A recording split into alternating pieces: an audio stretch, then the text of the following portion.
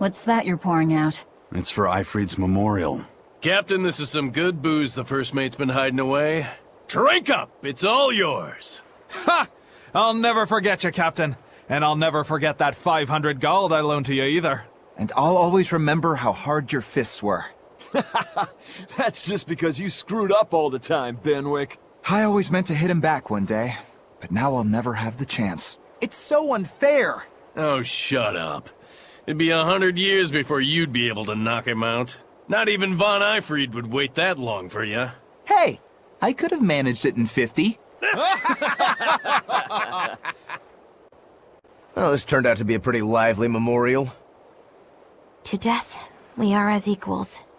It comes to us all. There's no reason to treat it as something special. Exactly. And besides, we're all pirates here. Wherever we sail, death is always lurking beneath the waves. You're all prepared for it. Of course we are. Eizen, would you mind if I said a prayer for Aifread? You would? He's the most terrible villain in 100 years. That's true, but What if you prayed for Eizen's friends instead? I don't think there'd be a problem with that. Okay. Is it alright if I pray for your friends instead, Eizen? I'm not stopping you. Captain, I was more enriched by the days I spent sailing with you than the centuries I roamed in search of something to end my curse. Thanks for the fun, Aifread.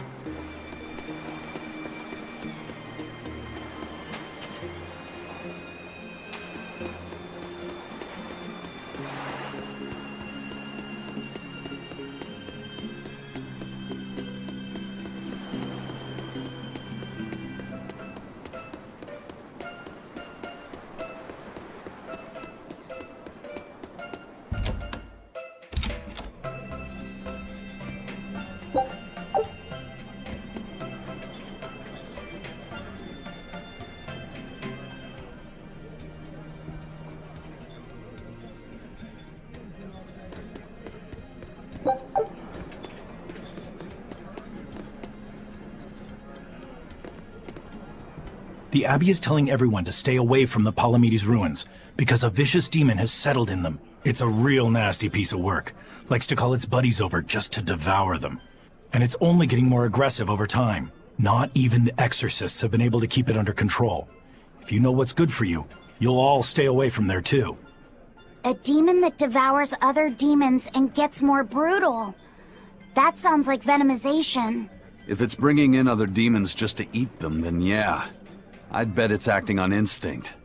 Trying to live and be strong, even if that means eating its fellow demons. Why, that's positively alluring. And how is that exactly? You know how when it's late at night and you just know you shouldn't have that snack, but there it is and it's so tempting? If it's been at this for a while, I bet it'll make for a pretty tough opponent. Yeah, and if Velvet devoured it, she might become a lot stronger.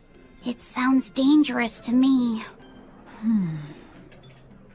To feed or not to feed? That is the question.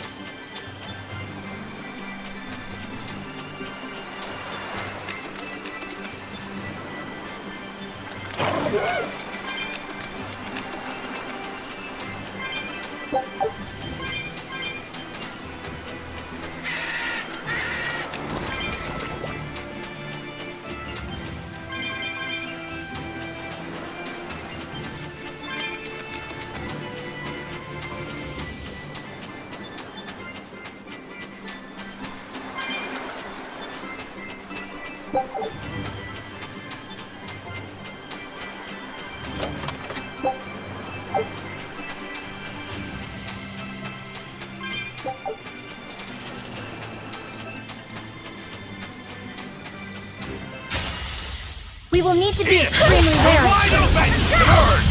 Eat it! Let's go!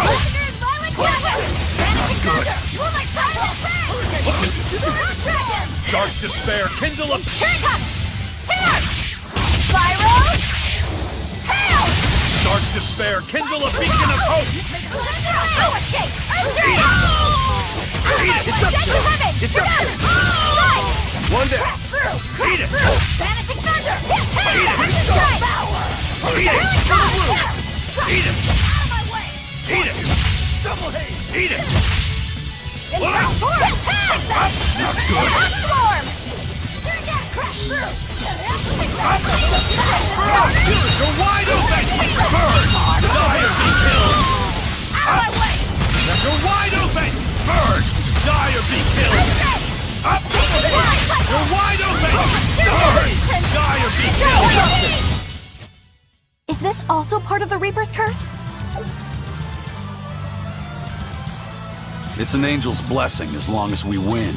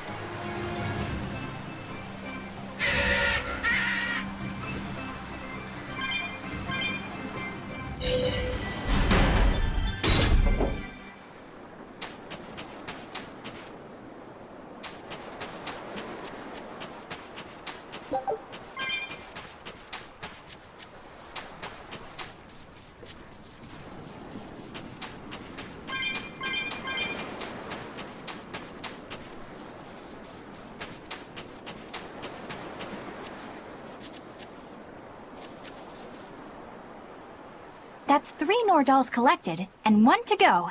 Right. Usually that turtle shows up right about now. What gives? Turtles, loiters, embroiders? You mean, the Turtles is late because he's taking too much time getting a new design for his robe? I knew you could follow along, my dear little oyster. Should we wait for him a bit longer?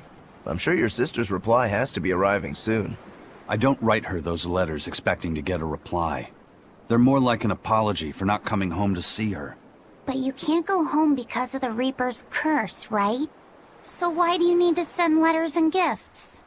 Soon after I left, my sister wrote me a letter. She said, "I don't care if it's dangerous. I want to be with you." Maybe the old me, once I realized there was no fixing this curse, would have gone home prepared to do everything in my power to protect her. But I'm not the old me. Haven't been since I met Aifread and his crew. I understand. You found your place on that ship.